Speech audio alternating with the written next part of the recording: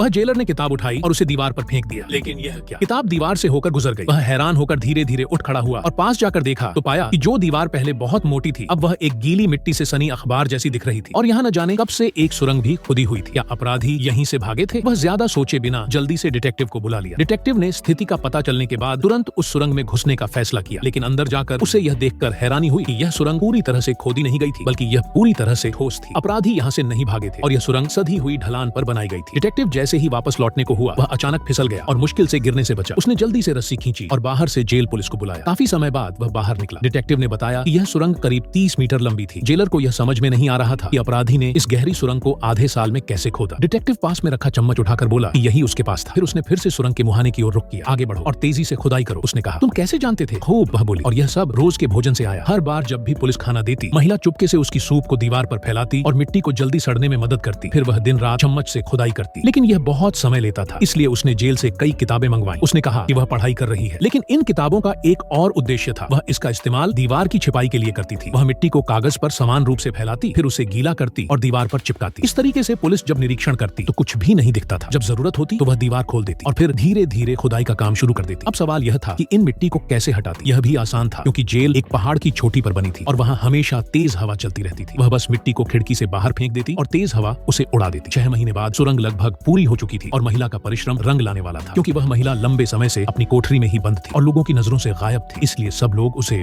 भूल चुके थे। उसी दिन जब अधिकारियों ने निरीक्षण के लिए आना था, सभी लोग व्यस्त थे और पुलिस भी महल में व्यस्त थे, तो किसी को भी यह ध्यान नहीं आया कि महिला बाहर चली गई थी। वह सीधे अधिकारियों की गाड़ी की ओर बढ़ गई। तुम सोच रहे होंगे कि मैं कैसे बिना किसी के ध्यान में आए बाहर निकल गई, वह बोली। क्योंकि लोग वही देखते हैं जो वे देखना चाहते हैं। तुम्हारे पास हथौड़ा है और तुम सिर्फ कील देखोगे। जैसे ही पुलिस खाना देने आई उसने पाया कि जो महिला पहले दरवाजे पर खड़ी होती थी वह अब कहीं नहीं दिखी। उसे शक हुआ और उसने जल्दी से कोठरी में जाकर देखा, लेकिन उसे वहाँ कोई नहीं मिला। महिला पहले ही गाड़ी के नीचे छिप चुकी थी। उसने तुरंत अलार्म बजाया और जेल में हलचल मच गई। अधिकारियों की सुरक्षा सुनिश्चित करने के लिए जेलर उन्हें गाड़ी तक पहुंचाने गया, लेकिन अनजाने में अपराधी उसकी आंखों के सामने ही भाग निकला। जब वह कोठरी में वापस लौटा तो उसने केवल वही सुरंग देखी, लेकिन असल में यह एक चाल थी जो महिला ने पुलिस को भ्रमित करने के लिए की थी, ताकि वह समय बर्बाद कर सके। जब डिटेक्टिव ने सुरंग को पार किया तब तक 25 मिनट गुजर चुके थे और महिला गाड़ी से बाहर निकल चुकी थी और वहाँ उसे स्वतंत्रता का सूरज नजर आ रहा था।